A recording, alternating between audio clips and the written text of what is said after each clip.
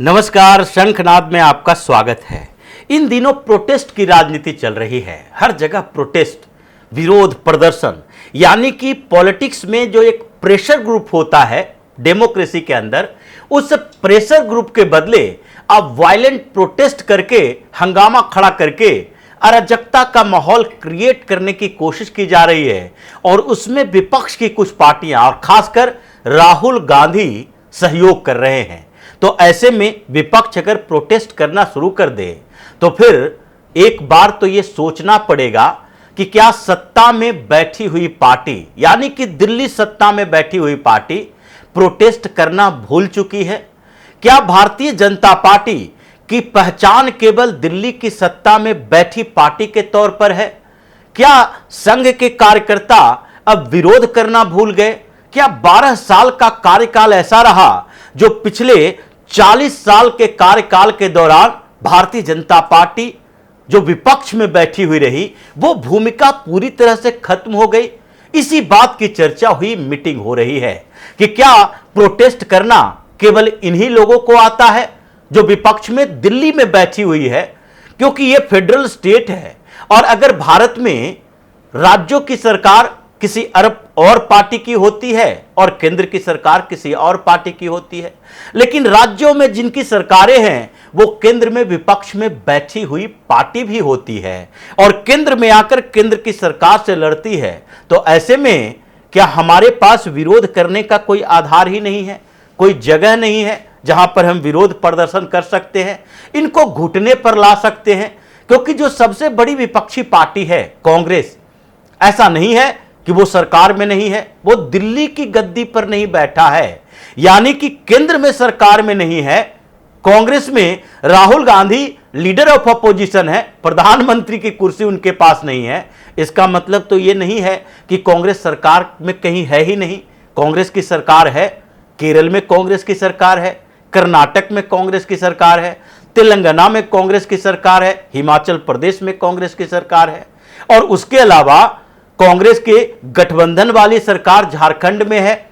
गठबंधन वाली सरकार इनके सहयोग से चल रहे ये जोसेफ विजय की पार्टी भी है, टीवी के तमिलनाडु में भी इनके गठबंधन की सरकार है। तो ऐसे में अगर इन राज्यों में सरकारें इन लोगों की है तो इसकी खामियों के खिलाफ प्रोटेस्ट हम क्यों न करें?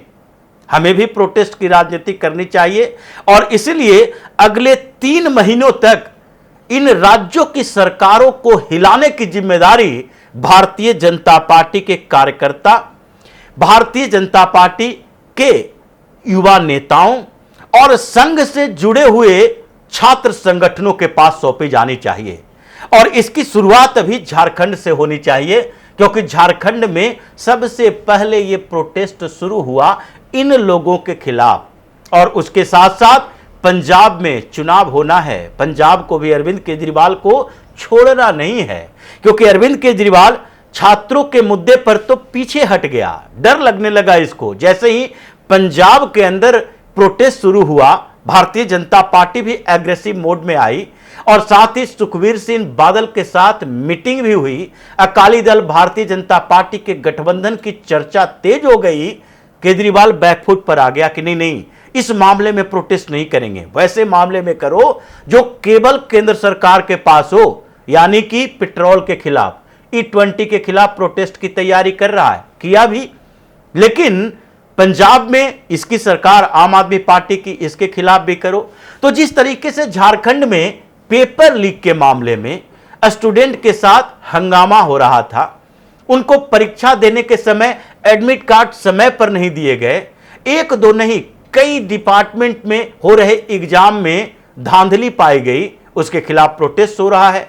और प्रोटेस्ट केवल ये इंडिपेंडेंट ऑर्गेनाइजेशन वाले नहीं, प्रोटेस्ट केवल ये डफली गैंग वाले नहीं कर सकते, ये वामपंथी प्रोटेस्ट संघ के छात्र संगठन भी कर सकते, भारतीय जनता पार्टी के युवा मोर्चा भी कर सकते और कुछ और बड़े ऑर्गेनाइजेशन भी कर सकते हैं।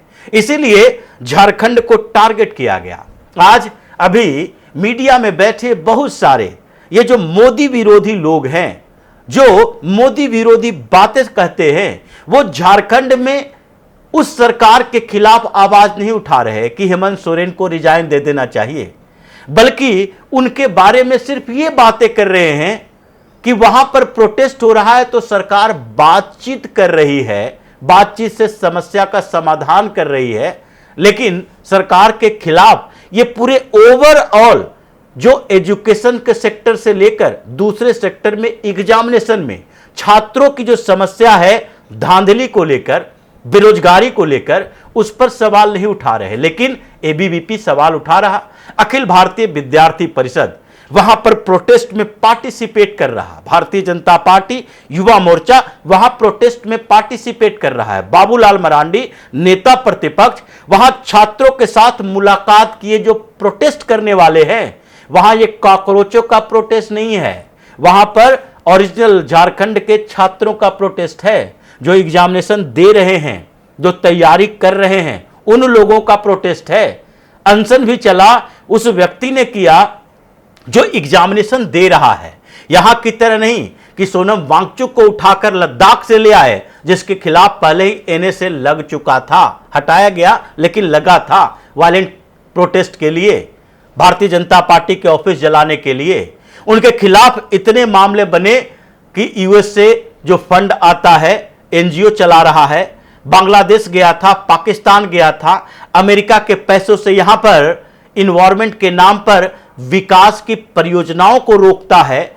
ईडी को जानकारी मिली थी कि इसने अपने सारे खातों के बारे में, जो एनजीओ चलाता है उसके बारे में जानकारी तक नहीं दी सरकार को, इनडायरेक्ट रूट से पैसे मंगवाता है, लेकिन फिर भी सोनम वांगचुक यहां अनशन के लिए आया और फिर हीरो बन के यहां से गया। नहीं नहीं, हम छात्रों के हित के लिए अनशन कर रहे हैं। झारखंड में ऐसा नहीं है।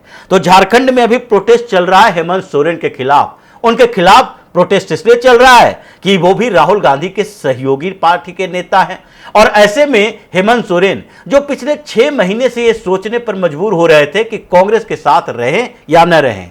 पिछले राज्यसभा चुनाव के दौरान भी हेमंत सोरेन ने ही खेल किया, झारखंड में कांग्रेस का कैंडिडेट हार गया, और अब तो ये उनको लगने लगा है कि अगर हमें सत्ता में बने रहना है, मुख्यमंत्री बने रहना है, तो कांग्रेस के बिना भी मुख्यमंत्री बने रह सकते हैं, और इसके लिए राहुल गांधी का साथ छोड़ना पड़ेगा। नहीं तो जिस आंदोलन का सपोर्ट राहुल गांधी कर रहे थे, वही आंदोलन की आग में मेरी कुर्सी जल जाएगी। लेकिन केवल झारखंड की बात नहीं है, केवल पंजाब की बात नहीं है, कांग्रेस को बैकफुट पर तो लाना है। और यह मीटिंग में पूरी तरह से तैयारी हुई, बातचीत हुई कि तेलंगाना के अंदर ये रेवंत रेड्डी की सरकार, ये भ्रष्ट चीफ मिनिस्टर, जिसका अभी भी वो रिकॉर्डिंग है जिसमें वो पैसा देता हुआ पकड़ा गया है एमएलसी के चुनाव में खरीदने के लिए वोट, उसके खिलाफ प्रोटेस्ट होना चाहिए। तेलंगाना में भी कई ऐसे मामले हैं जिसके खिलाफ प्रोटेस्ट की जरूरत है, और इसलिए प्रोटेस्ट होगा। दूसरी तरफ अगर देखा जाए तो बगल में कर्नाटक में भी प्रोटेस्ट की तैयारी चल रही है। वहां पर तो एक नहीं सैकड़ों मुद्दे हैं, और वहां पर तो प्रोटेस्ट में सिद्धारमैया की भी भूमिका होगी, जिससे कुर्सी छीनकर डीके शिव कुमार अभी चीफ मिनिस्टर बने हैं। और केरल की बात भी हो रही है। केरल का वहां पर भारतीय जनता पार्टी का वोट बेस बहुत मजबूत नहीं है, लेकिन संघ की पैठ बहुत मजबूत है। ये डॉक्टर मोहन भागवत जो जेनजी की बात कर रहे हैं, और सारे लोग इस बात के लिए चर्चा कर रहे हैं कि देखो देखो सरकार के खिलाफ, ये सरकार के खिलाफ आवाज उठाने का सपोर्ट कर रहे हैं। इसके पीछे के कारण को समझिए।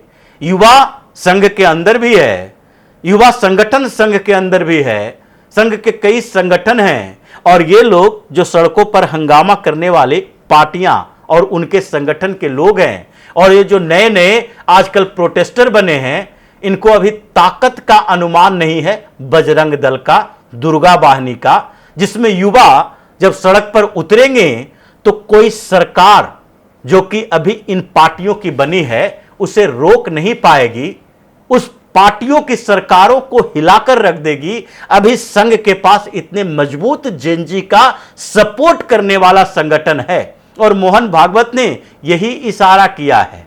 लेकिन यहां लोग प्रधानमंत्री मोदी के खिलाफ, सरकार के खिलाफ, केंद्र सरकार के खिलाफ की बातें कर रहे हैं, ये पूरी तैयारी है, प्लानिंग है कि ये 5 राज्यों में कुर्सी हिलाओ, इसके लिए आंदोलन होगा। और आंदोलन भारतीय जनता पार्टी की तरफ से, छात्र संगठनों की तरफ से, संघ के छात्र संगठनों की तरफ से, युवा मोर्चा की तरफ से, एक एक मुद्दे पर यह मुख्यमंत्रियों को हाउस अरेस्ट किया जाएगा। यानी 5 राज्यों के विपक्ष में बैठी सरकारों के मुख्यमंत्रियों को हाउस अरेस्ट करने का समय आ गया है। और वो हाउस अरेस्ट ये प्रोटेस्ट करने वाले संगठन ही करेंगे।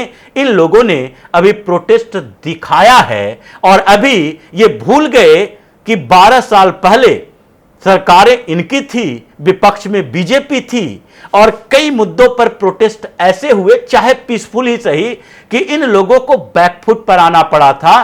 प्रोटेस्ट करना ना बीजेपी भूली है, न इनके कार्यकर्ता भूले, न ही संघ और न ही संघ के संगठन भूले हैं। तो प्रोटेस्ट वर्सेस प्रोटेस्ट की राजनीति में फाइनल फैसला तो हो गया कि इन राज्यों में अब इनकी सरकारों को दिखाना है कि प्रोटेस्ट की ताकत जनता में है, तो जनता किसके साथ खड़ी है, संगठन किसका ज्यादा बड़ा है और किसके पास प्रोटेस्ट की दबाव बनाने की, प्रेशर बनाने की ताकत पॉलिटिक्स में ज्यादा है। तो इसी तरह की खबरों के साथ फिर से हाजिर होंगे। तब तक के लिए बने रहिए हमारे साथ और देते रहिए हमें सहयोग, ताकि इसी तरह की खबर हम आपके लाते रहें। धन्यवाद।